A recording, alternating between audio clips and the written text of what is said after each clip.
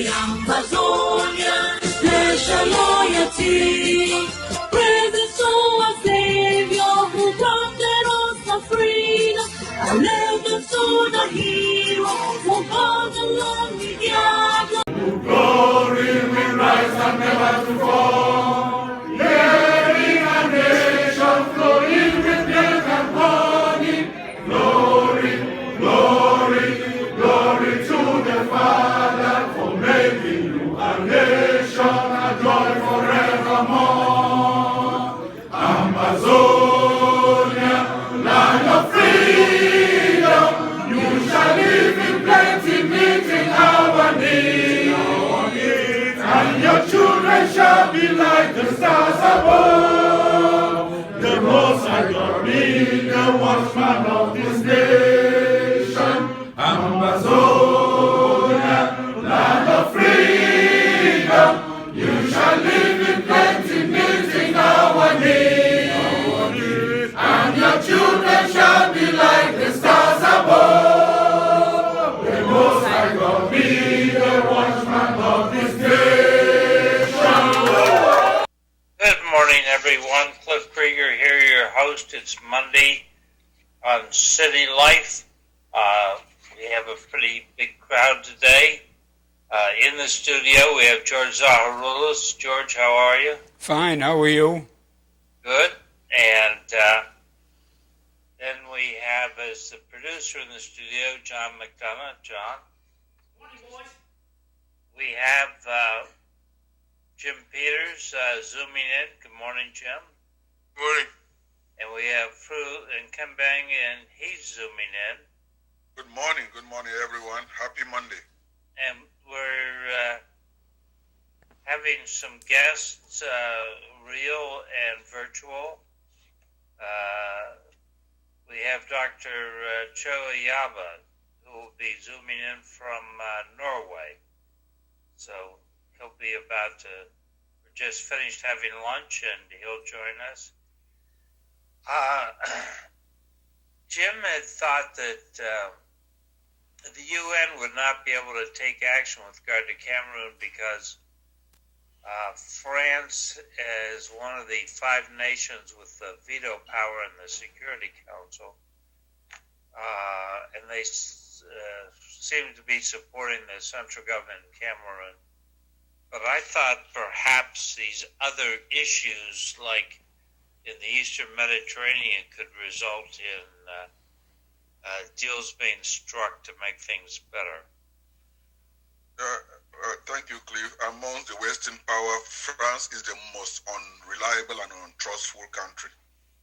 They know that their existence is in Africa, and you see there is no other country that even Italy stood up against France's imperialism and exploitation of African countries.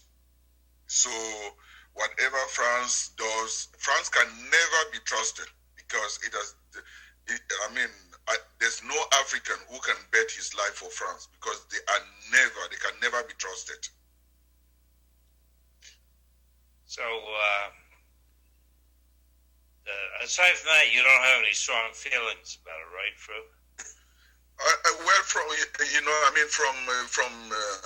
From history, France has never done anything good to Africa. And if you know that this is a country that the United Nations was giving independence to colonies. France is the only country that signed a pact with their own colonies not to give them economic independence. And there are 2 countries in Africa that say, no, we want total independence. That's Guinea and Mali. Mali, that has a coup going on right now. And the first coup in Africa took place in Mali by the French. That's Olympio Salvino, the first democratic elected president of Mali. And when Mali and Guinea refused to sign that economic pact with France, could you believe that France filled their sewage, everything with concrete, and destroyed electric poles, telephone poles, everything in that country to send a message to other African colonies. Is this a country that you can really believe, that you can really trust? I'm with you, Fru. It's not a good thing. So as we're waiting for Dr. Ayaba to phone in from Norway. I am called Achugo Emmanuel Kum. I was arrested in Womb in 2016. I have been in prison for almost 5 years today without any judgment. We are for a crime I never committed. I'm going solo Wala. They arrest me from Womb in my palace, palace. So I'm here for 5 years ago without no judgment. I was arrested in the hospital. I was arrested in the hospital for a crime I didn't commit, and I'm almost in 5 years prison now. My name is Iwi Allen. I was arrested on the 3rd of February 2016. I have been in prison for 5 good years without no judgment. I'm called Fung Maxemi. I was arrested in February, the 3rd of February 2016, for a crime that I don't know. I'm called Nzukeli. I was arrested in Womb, 24 January, for the crime that I don't know in the hospital.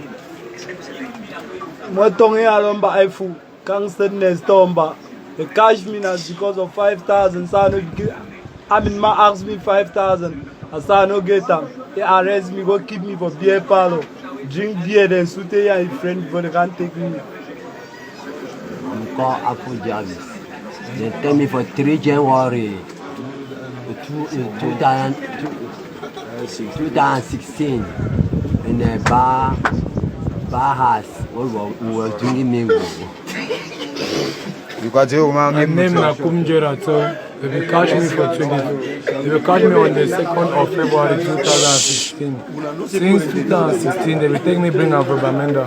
As from Bamenda, they bring me for, they will put me for 5 years, I don't know. I'm Kongon Kalishos. I was arrested in January and I was brought to Bamenda. After Bamenda, they transfer us here to Yaoundé. So we have been here close to 5 years now. We have not been judged and nothing has been done. Yeah, I'm called to EJ Fram. I was being arrested in 2016, January 2016, on the 11th of February. So I've been here close to 5 years with a crime without knowing anything about it. Nasser Fonto, arrested on the 3rd of February 2016, brought to Yaoundé. We've been here for 5 years without any judgment for a crime we know nothing about. Thank you. Okay, we're going to suspend this and welcome our guest. Drew, you want to do the introduction? Oh, yes, thank you very much, ladies and gentlemen. This is a happy Monday. Thank you, Dr. Ayaba. You are tuning in into City Life show, the window to the world. And we are here in Lowell. Lowell is, I would say, the cultural maker of the state of Massachusetts. And the most important thing that I want the world to know is Lowell is a sister city to Bamenda. Bamenda is the economic capital of the British Southern Cameroon, now the Republic of Ambazonia.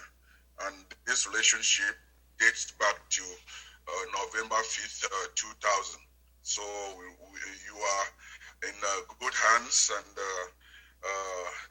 Lowell has demonstrated a very good friendship and with Bamenda.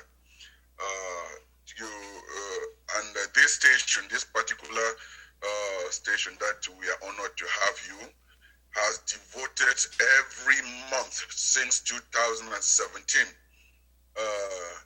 to discuss the problems in going on in Ambazonia. These guests, you should really give them a lot of vision. They know more about our struggle than even members of our own communities and the African. So I thank you very much for coming on. Dr. Cho Ayaba is one of the leaders of the struggle to free the Republic of Ambazonia. He is the president of the Ambazonia Governing Council and commander-in-chief of Ambazonian Defense Force. He's zooming in from Norway. You are welcome, sir. I will hand you over to our host, Cliff Krieger, to be able to continue the discussion. Welcome, Dr. Ayaba. How are things in Norway these days? Thank you very much for having me. Things are okay, better than where you are. Are your kids back in school? Pardon? Are the students back in school there? Yes, that was long ago.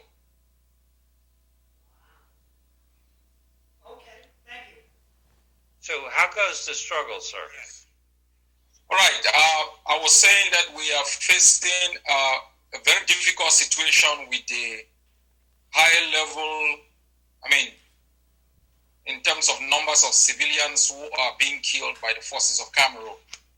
And that necessitates the international system to invoke the responsibility to protect our civilian population from systematic massacre. So where all is the Ambazonian government reaching out? The European Union, the UN, the United States, the Commonwealth? I have reached out to all of these countries and institutions, and apart from that, there has been credible reports by reputable international organizations like the Norwegian Refugee Council classifying this conflict as the most neglected.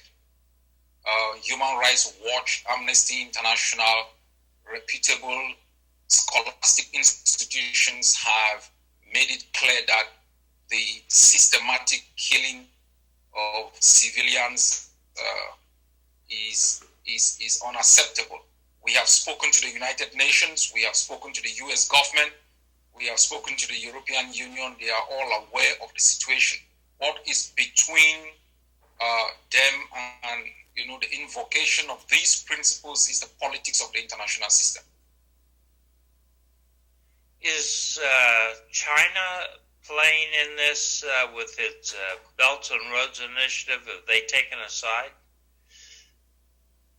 Well, the Chinese are working with the government of Cameroon, and we have not established any working relationship with any institution of the government of China, but we know in terms of trade, in terms of other level of support, the Chinese government, like most other governments, are working with the regime. That's stupid. John, you have a question. How about Russia? Have you contacted our friend Vladimir Putin?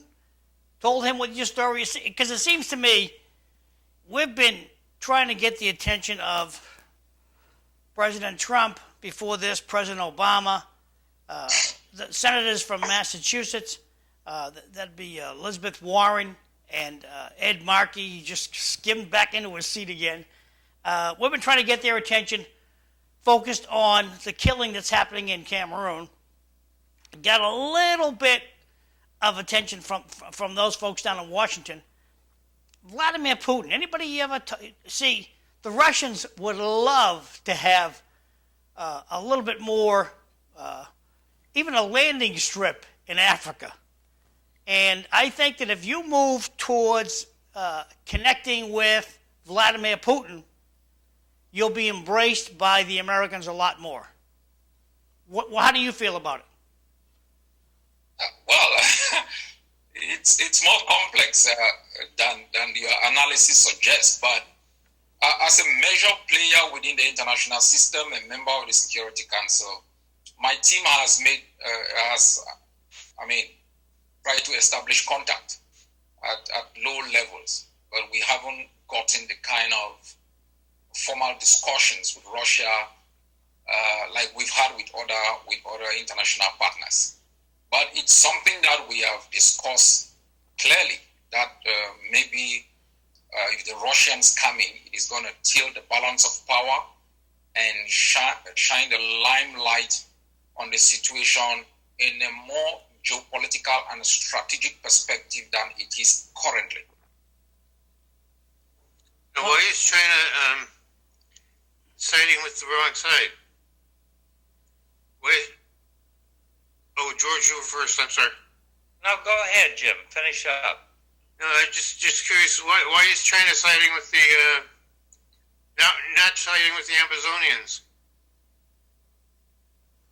I cannot explain that, but there are very few countries that are overtly. I mean, we can understand economic interests. That even the United Kingdom at this particular moment is still having, business transactions, all kind of normal diplomatic business with Cameroon as though genocide was not ongoing. So very few major countries except the United States has pulled the strings of sanctions against Yaoundé. But we are hopeful that as we put the pressure on the international system and as the situation, as Cameroon becomes more desperate, there will become the necessity for most of these countries to look more critically into the kind of business that they deal with Cameroon and to bring more pressure to bear on the system. George, go ahead. What do you expect these governments to do? Basically, there are general international principles which have been adopted by the international system. After the Rwandan genocide, the world adopted the principle of the responsibility to protect. That in the face of genocide, there are certain automatic actions that states must take, like economic sanctions, the putting of arms embargo, and sanctioning individual leaders for their role in the perpetration of crimes that contravene, certain basic international principles.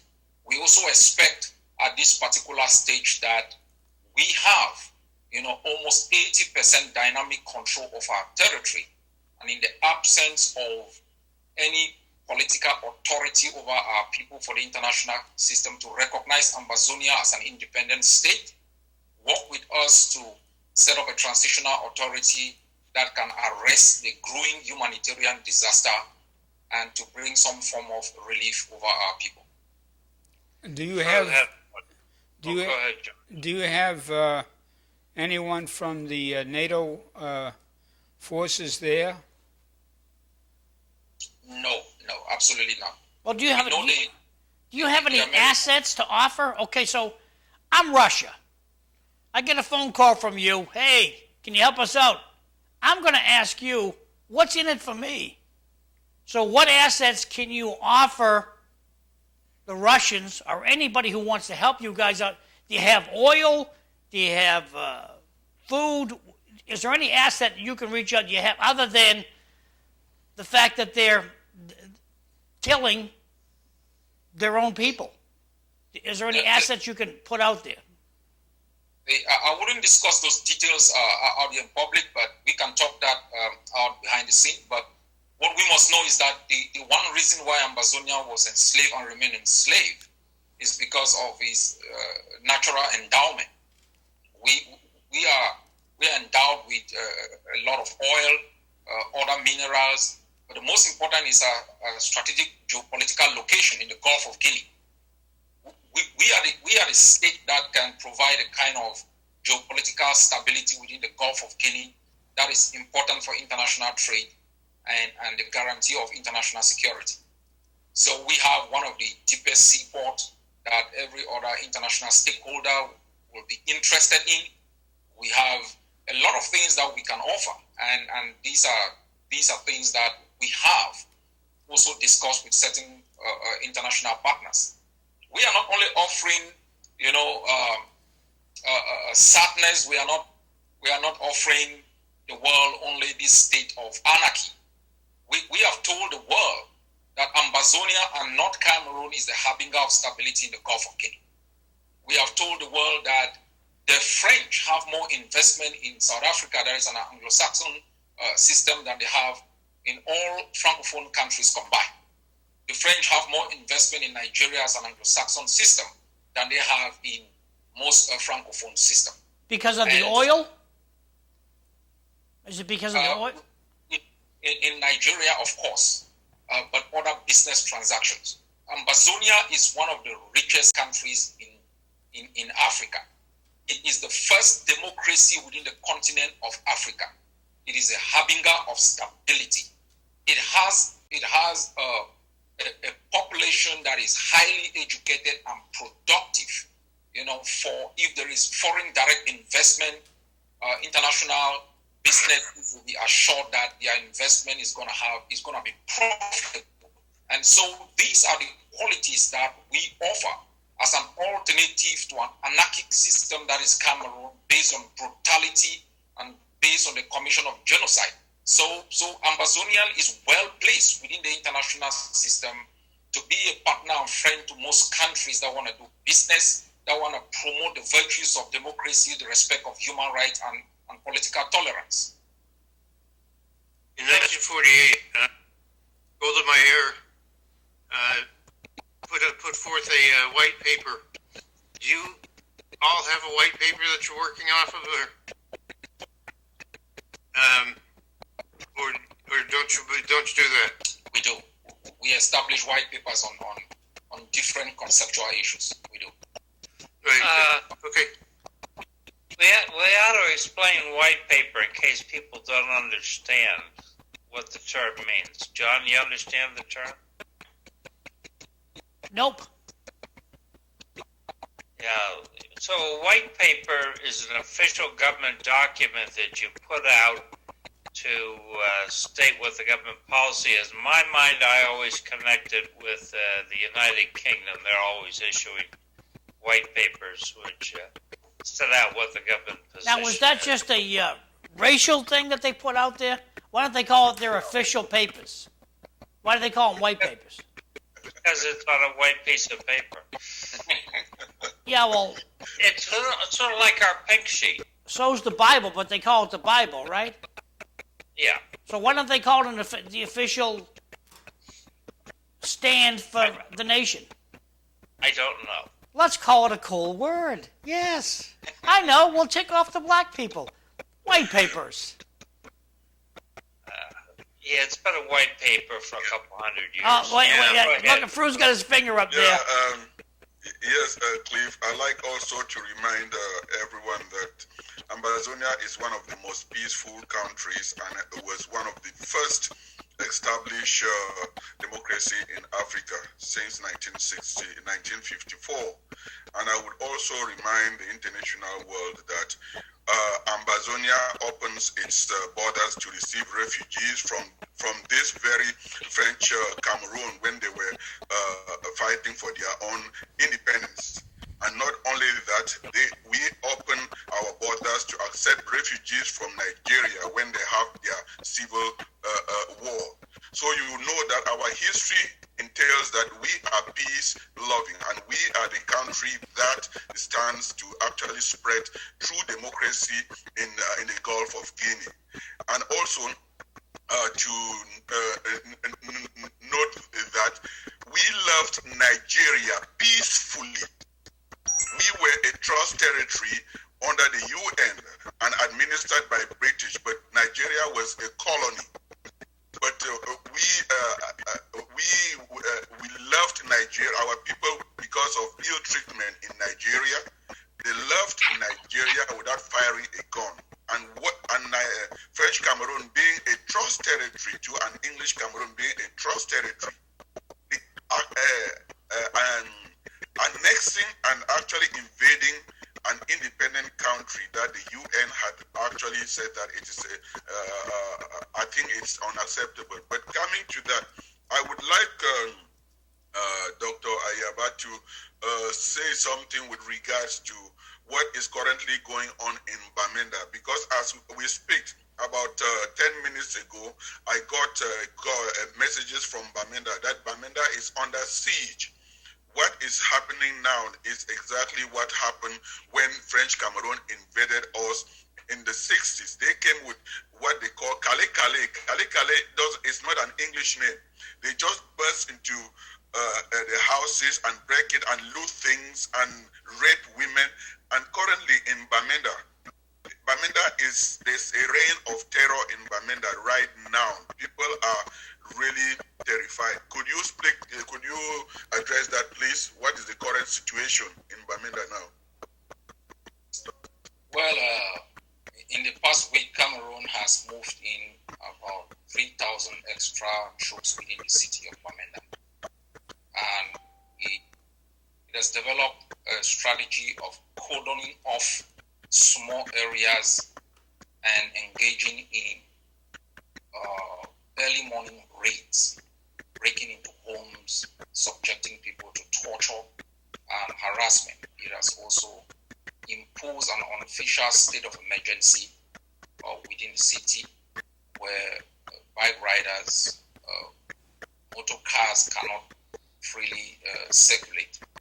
But the greatest danger facing the people of Bamenda are the extrajudicial killings that are happening. A few days ago, the family was murdered in a bus, and this morning we've learned about 5 persons that have been pulled out of a river, killed and dumped in by the forces of Cameroon. And most importantly, civil administration over Bamenda has collapsed. Cameroon the military has taken over control of the administration of the city of Bamenda. And with this comes in, all the tactics of the military to impose itself as the legitimate authority over the people of that city. The situation is the same in Malende, in the state of Fako, where this morning a body was pulled out of the river. 11 civilians were killed 3 days ago, and their bodies also dumped in the river Uri. We have numerous civilians that are wounded, undergoing treatment in sacred locations, because the military usually raids hospitals, to pull out those who have been wounded, and they are mostly executed. We are facing a genocide in our country, and this should be the concern of everyone across the globe, because after Rwanda, after World War II, we all said never again to systematic brutality and the systematic targeting of the people because of their desire to be free. So, as the Commander-in-Chief of the Armed Forces, are you working on an information campaign to get support for your side? What kind of an information campaign that you can speak of are you doing right now to garner support, international support? We have been able to inform the international system of what is going. There are different layers in getting this support. One is based on international principles that once a people are subjected to such level of brutality, there is an automatic obligation by the international system, to provide support based on the protection of civilians developed under Kofi Annan's reign at the United Nations, or post-Rwandan genocide principle of responsibility to protect. Secondly, we have been able to speak to the international humanitarian community to bring more pressure to bear on the international system to provide this level of support also. We have been speaking to other parties, countries, organizations that have faced similar situations or that are currently facing similar situations to join forces to help our forces in the absence of our international force to protect our civilian population. These are the basic minimum that we can provide at this stage. Do you have armed forces actually in Ambazonia, out in the forest, providing support to people?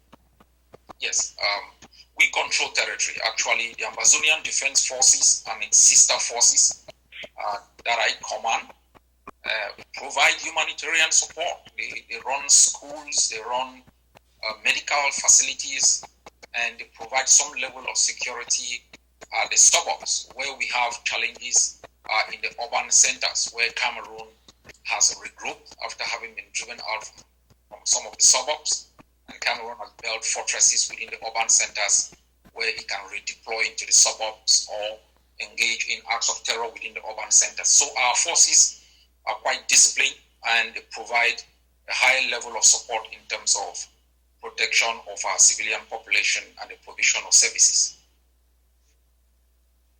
Can you tell us a little bit about how things are in Norway? Are you the only Ambazonian government official there, or do you have a small organization? As I was introduced, I'm the president of the Ambazonian Governing Council, and my executive team is scattered across the globe. My chief of staff is also here in Norway. We have what we call a mission.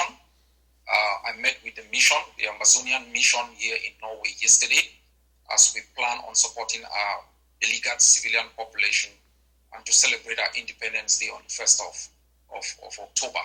So Ambazonians are quite organized across the globe under different structures, and to be able to provide the kind of support that is needed, the level of diplomacy, defense, and humanitarian action. Prue had a question, then I've got a question. Yes, Cliff, thank you again very much. Dr.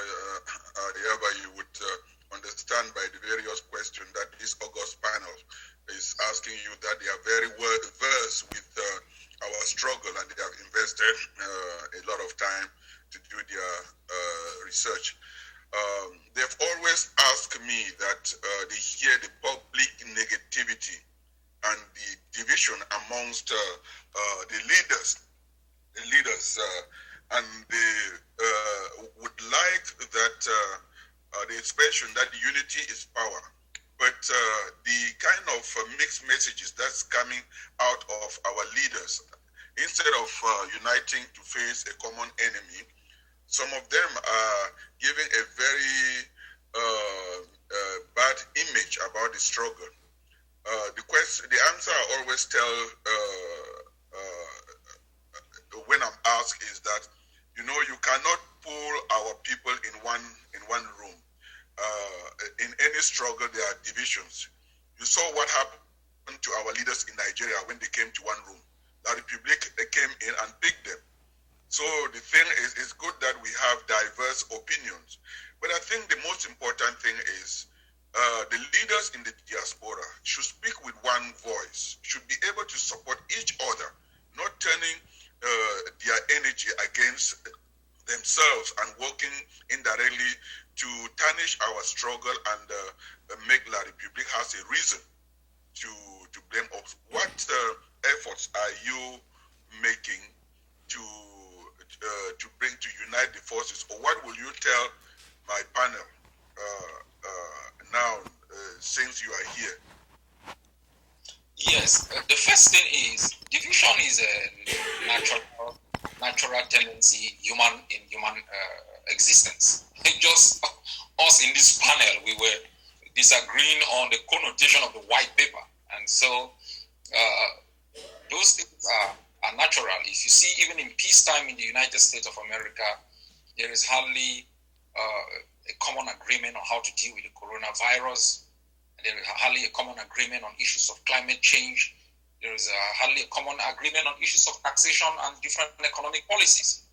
I understand that in times of war, divisions have implications in terms of human life and prolonging conflict. But this is also the strategy of the enemy, to fuel in artificial division and to have the kind of spoiler effect that prolongs conflict. Ambazonia is diverse. Ambazonians are united in their objective. Ambazonians have natural differences in terms of strategy. Some people have taken those differences to a new level. But the work of my leadership is to educate Ambazonians that differences are natural occurrences and they should treat each person will respect their opinion with respect. And I work extremely very hard to work with other leaders to reach out to them so we can develop common strategies where our policies converge and move in separate directions where we disagree but without conflict. And we are actually making progress.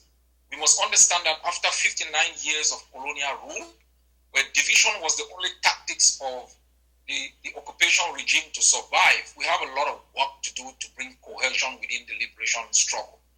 And just 4 years in this process, I think if you compare what is happening in Ambazonia with other revolutions, we have done quite well. We have done quite well. And I ask every one of you here to focus on the positive things and to make sure that we garner the kind of support that can lead our people into freedom. The Ambazonian people in their objective, in their desire to be free is very strong. Leaders will always advance their own policies that probably project their own personal objective. But I think we've come a long way and we are building cohesion. We should receive more support for this process than highlighting some of those schisms that are very much natural in liberation struggles.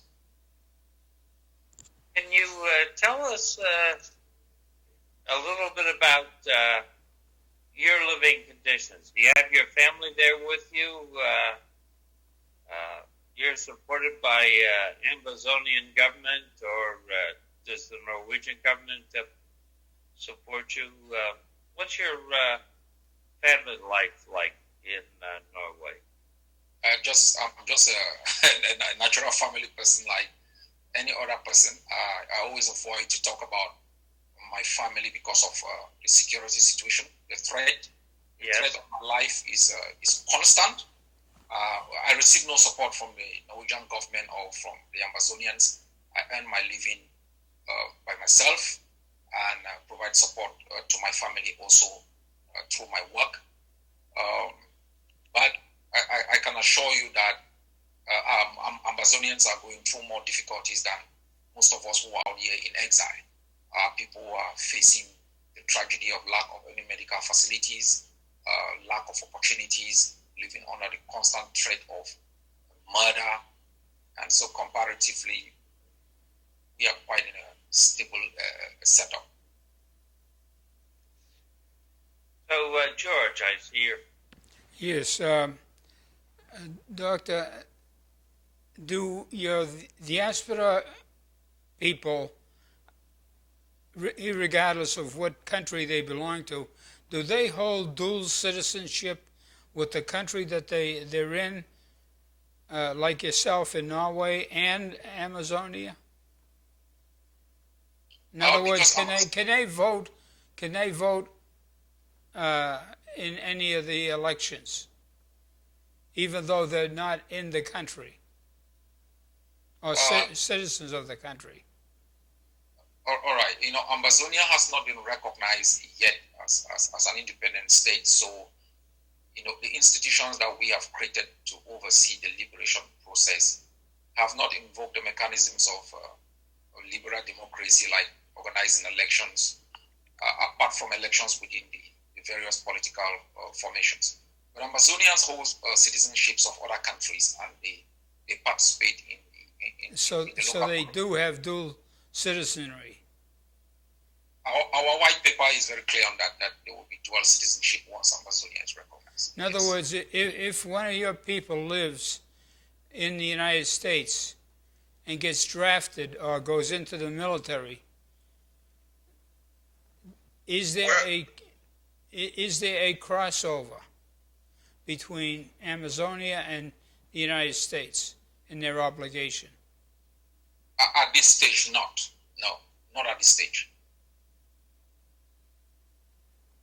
Okay, so we've taken up a lot of your time, and thank you. Do you have a summation that you'd like to give us before we let you get back to work? First, I really want to thank you people for getting up this early to speak with me. I'm so grateful. for your endeavors and for the collaboration between the city of Lowell and the city of Bamenda. I want you people to know that your sister city is under siege. Bamenda is under siege, and I would appeal to you people to raise your voices to whosoever can listen to you to help break the siege of Bamenda. Secondly, the Ambazonian people, because of their nationality, their desire to be free, are subjected to the crime of genocide. A crime that we all as humans have rejected and have all declared not only our opposition to those who commit it, but our desire to come together to support those who are victims of it. And I would like to appeal to the city of Lowell to help our refugees, our IDPs. We have 1 million internally displaced. Women are giving birth in the bushes. Children are sick. Hundreds of thousands of them cannot go to school because Cameroon sometimes use schools as, places to intoxicate our people and even military barracks. The necessity for supporting our IDPs is a human issue which I think the city of Lowell will take proudly. And I will call upon all of you to continue to be spokespeople for our people and to thank my brother for the tremendous work that he has done with you people. He has been able to build a bridge between us and you people. And I can assure you the city of Lowell sometimes recognized more than some other cities in Ambazonia. And these relationship will be strengthened as our people become free, and the exchange of cultural interests will be mutually beneficial for both cities. I want to thank you all for your services to mankind, and especially for the services you continuously provide to our beleaguered people. And I want to thank you for keeping us informed. I think this is an important issue. Thanks a lot. Thank you. Thank you, sir. Thank you very much. Thank you. Bye-bye. Well, that was pretty interesting, and it isn't often we get an official, even a small government, small nation, to come on and talk to us. So I thought that was great. Thank you. You're welcome. Pooh, just have one question. Go ahead. I get an awfully lot of mail from Doctors Without Borders. Do you guys get support from Doctors Without Borders in your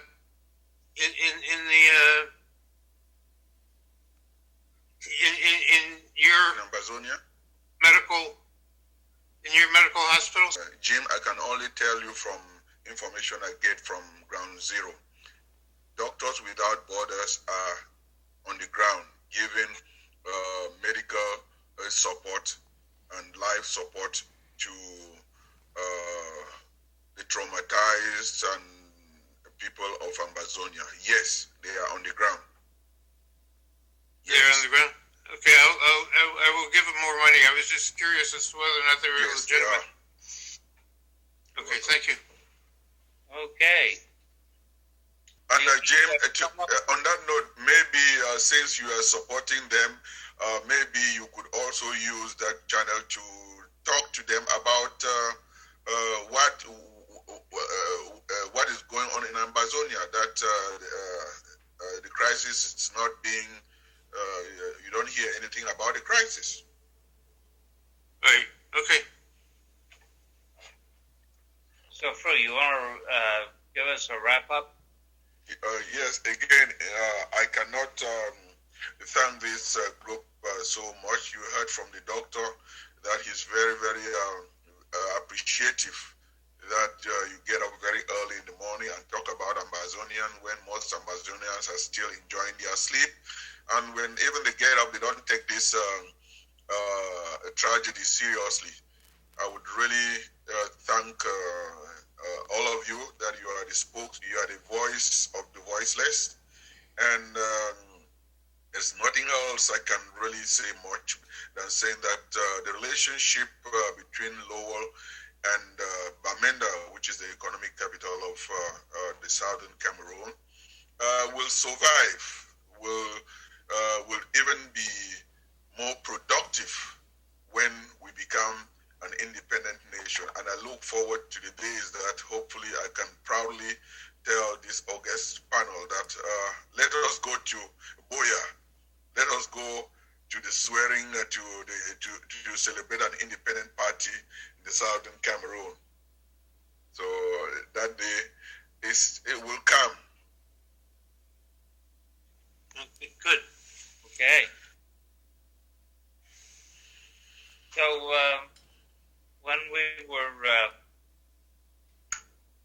before Dr. Abaya came on the program, we were talking about the election in November 3rd. What George had weighed in and then was talking about polling. Do you remember that, George? No. Okay. Jim, you have any thoughts? Is there anything to happen in the presidential campaign in Massachusetts? Well, all I can say is the Patriots won, and the Buccaneers had a very tough time. Okay. It was a good game. I agree with George. All I can say is the Celtics finally came back and won, and the Patriots also won. So let's celebrate the moment. Oh, you guys are too easy on organized sports. The NBA is the National Basketball Association is a wholly owned creature of the Chinese government, isn't it? Don't they kowtow to the Chinese government? I've heard the rumors, but I don't really believe it. As far as what? Uniforms?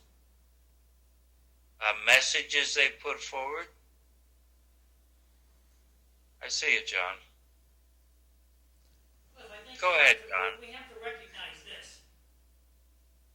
We're watching city life on Chinese-made stuff. Chinese are big time in our life. The fact that they own the basketball teams just shows you how powerful this country's. This is how powerful China has become over our lifetime in America. Every piece of equipment we're looking at today is probably made in their country. So it's not that far off the base that they own the Celtics. So what? I didn't make time to watch the game, but I don't think it's an important issue in the playoffs. Maybe somebody else does. Back over to you. I also, besides, I don't know if any of you watch tennis, but over the U.S. Open too, concluded with this young aspiring lady winning the women's U.S. Open. Yes. Naomi, so she came from down 6-1 to winning it. So that's really something to celebrate. Usually when I get 6-1 on a tennis court, that's over. Yes. Yes. to bounce back and come and win it. And she's 10 years younger than her competitor. Okay. Can we jump? I want to jump back to when the doctor, when he visited us this morning. Norway's completely back in school. So if I was the Dr. Fauci, I would be studying Norway big time. Because if they've erased the coronavirus from their scene, what are they doing right that we're doing left? Anybody want to have a comment about that? Yes, it's a good question. People don't like the expression you use. What's the expression? What are they doing right that we're doing left? Correct. It's just more picking on left-handed people. Oh, gee. Not a new expression. Well, people don't like to be called wrong. So what are we doing right if we're doing wrong? Would you prefer I ask it that way, Cliff? Sure. I don't prefer to do it that way because it ticks off the people who are wrong. That's the problem. No, we're not. We're doing this. We're taking direction from Fauci, and I just would like to find out what's Norway doing so right that their kids are back in school. Well, Norway didn't get hit as heavily as we got hit in the Hey, look at Jimbo. a few weeks ago. Norway, they eat just as much Chinese food as we do. Okay. People fly into Norway every single day from China. They fly out of Norway to China every day, just like the United States. So we didn't get infiltrated that much. I can't speak from an educational standpoint about that at all. But I just don't. I think Norway got hit just as much as we did, and they get put back in shape a lot better than we did, a lot more quickly because their kids are back in school. Well, I think you got a point. You got a point, but my question is, if you are the head of your family, and if anything is happening, would you blame members of the family who take responsibility of what is going on? We have almost 200,000 dead on the ground. So, I mean, if you are the head of the family, who do you think they will look to for direction? Is it you or anybody, or the children, the housekeeper, or anyone? No, my point is that the government of Norway has got their act together much better than the United States of America. Oh, that's exactly where I'm coming from. Talking about the two governments, and then that's why I bring that analogy that if you are the head of your family, I'm the head of my family, and if something is going well, I mean, the head of the family takes credit. And if something is going wrong, would you blame someone who is in the family, or rather than ask the head of the family, what is going on? What are you doing that things are the way they are? If my next door neighbor has a more healthy household than mine, I'm certainly going to ask him, hey, what are you doing different than I'm doing? Yeah. And that's all I'm pointing out here. And Dr. Fauci, the all-knowing Dr. Fauci, I bet she's never called Norway to find out, okay, what are you guys doing over there? You guys did a fantastic job. I'd like to be enlightened by what you did to get your country healthy again and back in school. And you are right about that. But if you are the head of the family, and I am part of that family, being Dr. Fauci, not being the head of the family, who takes the responsibility? That is where I'm asking. Oh, I'll show you. These people. It's not my fault. It's their fault. No, it's them. You answered my question. So, over the weekend, I exchanged some emails with a couple of people about the COVID-19. And I was talking about how I was trying to understand why in Lowell 6.8% of the population is black and 18.1% of the cases go to that population. Disproportionate, but why? And I've asked, I've sent out a couple emails looking for answers. I've not gotten any answers. But a friend of mine said, Fairfax County, Virginia, the quintessential middle-class county. 9% of the population is black. 8% of the coronaviruses belong to that population. Caucasians are 58% of the population. They have 18% of the coronavirus. Latinos are only 18% of the population. They've got 49% of the virus. So that raises the question, why is that? But across the river, on the other side of the Potomac, 46% of Washington is Caucasian, 46% is black, 86% of the coronavirus cases are in the black population. Apparently, 80% is in 2 wards in southeast Washington. So, what are the common factors here? Latinos in Fairfax, blacks in Washington. Why do we have these kinds of things? Dr. Fauci, did you call Norway? We got to get out of this rut, kids. We just can't keep dependent on the same information coming up. Okay, let's look to Dr. Fauci for it. Look at, hey, Doc, thank you. But we've been listening to you for a long, long time now, and we still have this disease. Goodbye, good luck, and God bless. We got to move on. We got to find someone who can give us a cure. Does anybody disagree? Dr. Fauci is not the head of the family. Why couldn't we also, he is just a part of the family, that analogy that I still brought to you, John. He could be fired and he could be changed if under normal circumstances that we have seen the trend of things going. If he's not doing something right, I mean, the medical community, all these people who have been trained, they have been educated. So do we really think that they are so stupid, aligned with him? That ordinary people, just because of politics or whatever, they will, I mean, let's not insult our common sense.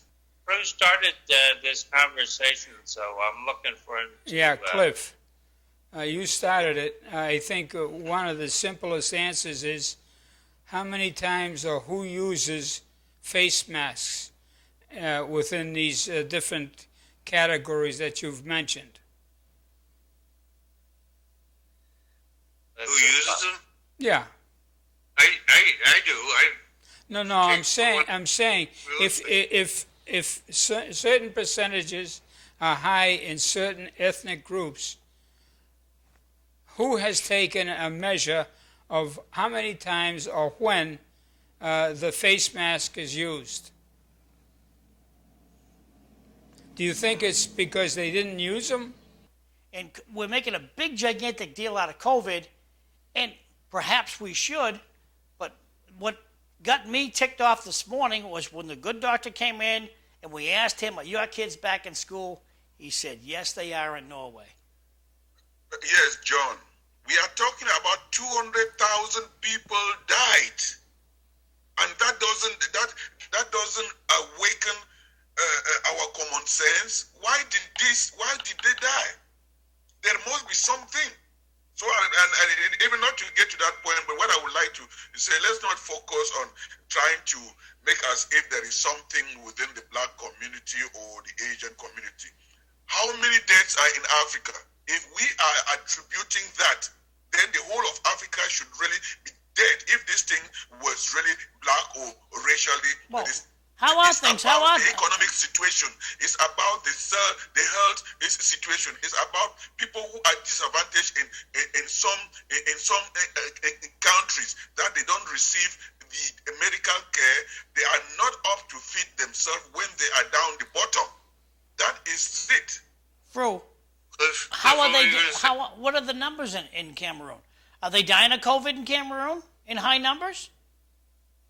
That is what I am saying, because once we could focus that the blacks are this, so it should be something within the system, within this particular, within the various countries that is happening to these groups. Because if my rationale, if it were something about blacks in Africa, they should be, I mean, the whole of Africa should be dead. It is not something racial.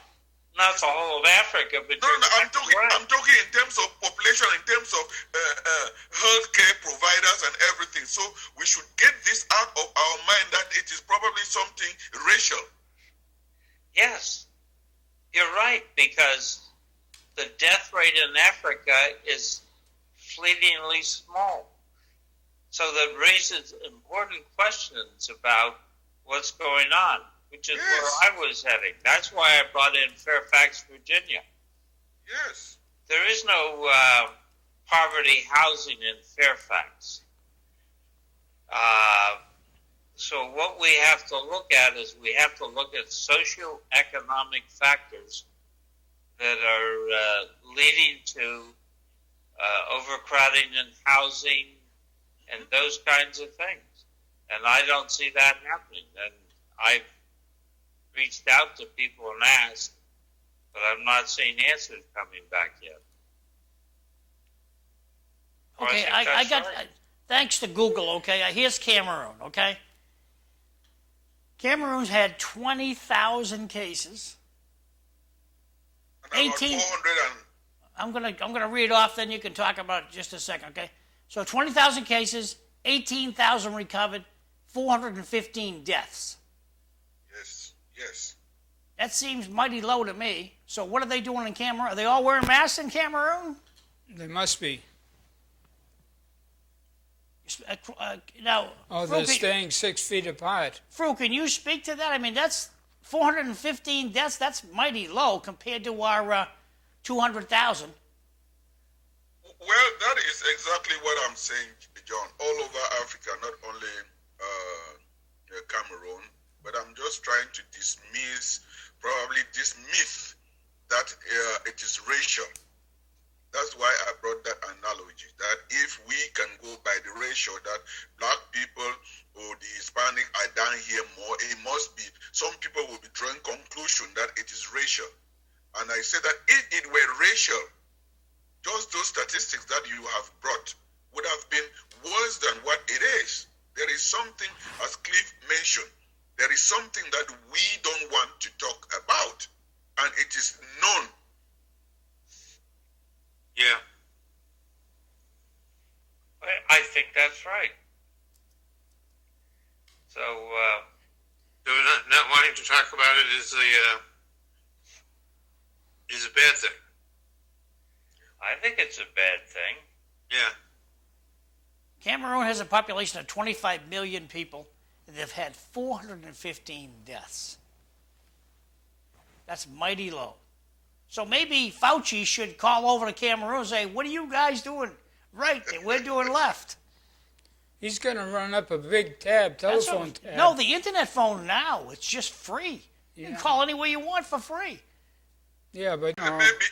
Maybe the head of the family should take that out and use a bully puppet and call out these nations. Or maybe we are too proud that we cannot get help from or advice from anywhere else. Now, what do you think would happen if our beloved President Trump fired Fauci? What do you think would happen right now? Nothing. Starting with Fru. What do you think would happen if he fired Fauci today? What would happen, Fru? Well, John, from my own foolish idea, I think that nothing will happen because his orders and what he says is not even being taken serious. Because as head of the family, if I can stand up, what you see, your children will watch you and follow your example. If I can just put up the mask and tell my children that you have to do this, regardless of what, that action itself speaks a lot. Even if they don't want to, they will follow that example. But if I am the one who said, "Oh, don't do this," do you think they will follow Dr. Fauci? No. What people see is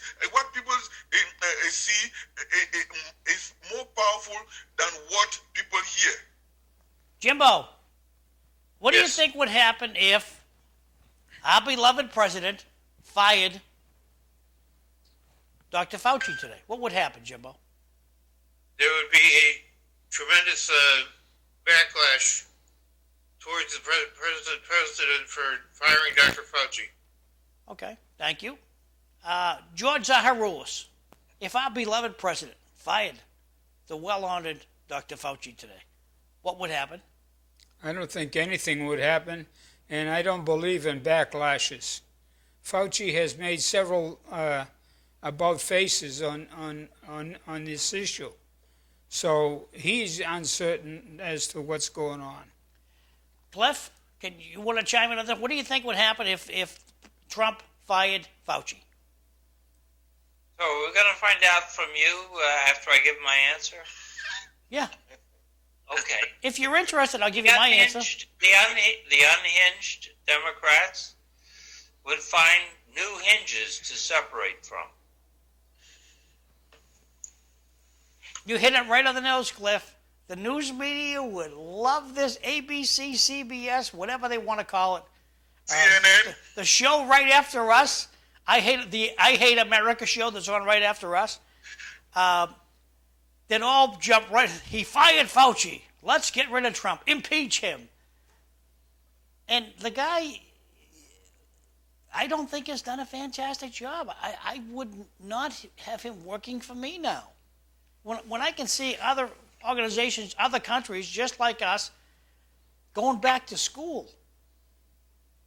415 people died in Cameroon over this. I don't think they have any masks there. Hey, Fru, you got a lot of friends in Cameroon. How many are sporting these puppies? Okay, I can pull this out of this pocket, that pocket. How many are sporting these in Cameroon? Well, Jim, John, I would say that at least we are sitting here and talking about something positive that's coming out of Africa. Because the West has always, the politics has always to demonize anything that is coming out of Africa as if Africa is only to provide the food, whatever is coming from Africa is bad. At least we can look positive that something good can come from that continent. I'm very, very impressed. So my question to you, Fru, is, to your knowledge, are they wearing masks? Are they keeping social distance in Cameroon? And if you can't say, I respect that. I'd rather say, I don't know, or you do know. Well, John, what I understand, I'm hearing from people, they are making local masks, everything, and they are also living on traditional preventive herbs. All medicines are made of vegetation, and most Africans, they like to live on vegetation. They know what medicinal plants are. People, doctors in the West, they go there, they meet all these medicinal herbalists, and Fru, we can make a lot of dough here. Okay, if you call your friends and find out, okay, what did you what did you take that got rid of this COVID-19? Oh, I just ate this African tomato. Cool. We'll buy a bunch of them and sell them up here, make a nice profit. What do you think? What is it, John? John wants to make money by finding out what herbal medicines are being used across Africa. Oh no, that's very true, Cliff. I would tell you that. Let me tell you, the source of most medicine comes from Africa, and even the Nobel Prize in medicine. These guys, when they go to Africa, they go to the suburbs. They meet all these old native doctors and go and see all these vegetables and herbs. They take it to the lab. They extract whatever the medicinal function is, and they get Nobel Prize winner. But they have never attributed credit to where it comes, because I don't see any reason why we are sitting here, a European will write traditional medicine in Africa and claim credit, but would not claim the people who gave him that knowledge. And that is always what the West does. When they get information from somewhere, they blacken the source of that information, and then now they become the light. I think you're right. I think it's a lot of medicinal plants in Africa that we use and we don't give credit to it. Well, the Chinese have been doing it for years. Oh, yeah, that's true. And you know what? If you go to certain parts of Greece, you know, they used to get plants or herbs or whatever from the mountains, and they used to boil it and drink it, and that was the cure-all. So every country, every area seems to have its own way of producing some kind of medicine that offsets whatever happens to come up in their areas. Now, China, and I'll slide this over so people at home can see it, okay? China has had 4,600 deaths. They invented the disease there, for God's sake. Or it's rumored that that's where the disease came from. 4,600 people. But there are those also that say China really curves their numbers to a positive fashion. So whether you think that's believable or not, but this is the number. They had 85,000 cases, 80,000 recovered, 4,600 died. Yeah, I wonder what part of China, and if they counted everybody. Well, it says down here a little bit more. I can zoom in, but that's going to screw up the whole shot, okay? The question is comparatively, population-wise. The highest I think place was... in this country should be asking a question. That's more than 1 billion people. If you compare, I mean, we are the beacon of technology, of everything that people run for example. I think this COVID has really made people lose a lot of the trust and relevance in and some people even say that America is just a dog that barks.